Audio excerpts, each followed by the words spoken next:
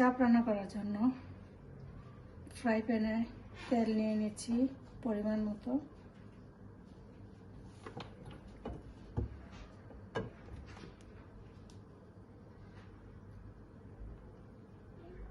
তারপর আমি একটু আজওয়াইন সিড দিচ্ছি,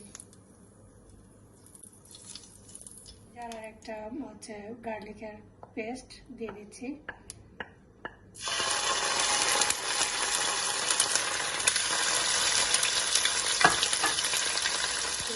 তেজপাতা, কলাফি,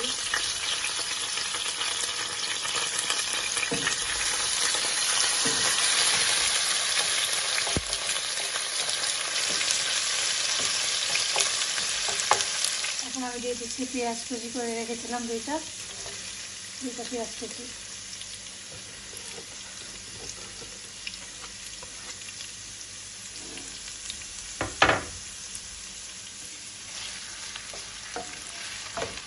এখন আমি এটার মধ্যে লবণ দিয়ে দিচ্ছি 1.5 টিস্পুন।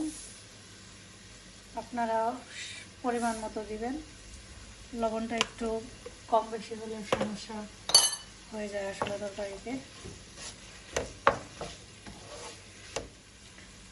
লো হিটের মধ্যে রেখে আমি একটু পেঁয়াজটাকে একটু ভুনা করে নেব।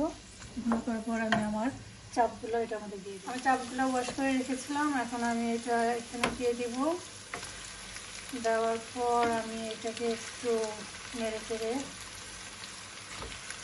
ঢেক দিয়ে রাখবো কিছুক্ষণ সময়। তারপর এটার উপরে আমি মশলাগুলো দিয়ে দিব।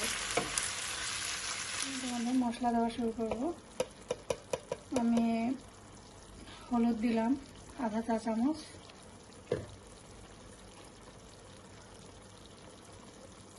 ধনে গুঁড়া 1 চা চামচ,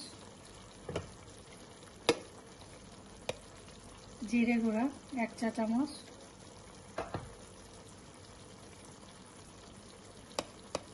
মরিচ 1 চা চামচ,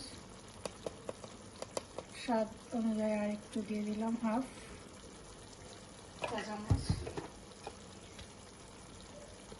আমি দিচ্ছি 1/2 চা চামচ কারি মশলা। এগুলোকে এইভাবে রেখে দিব।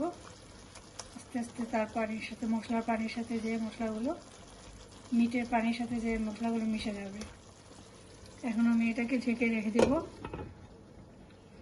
আগুনটাকে একটু কম আঁচ করে রেখে দেব।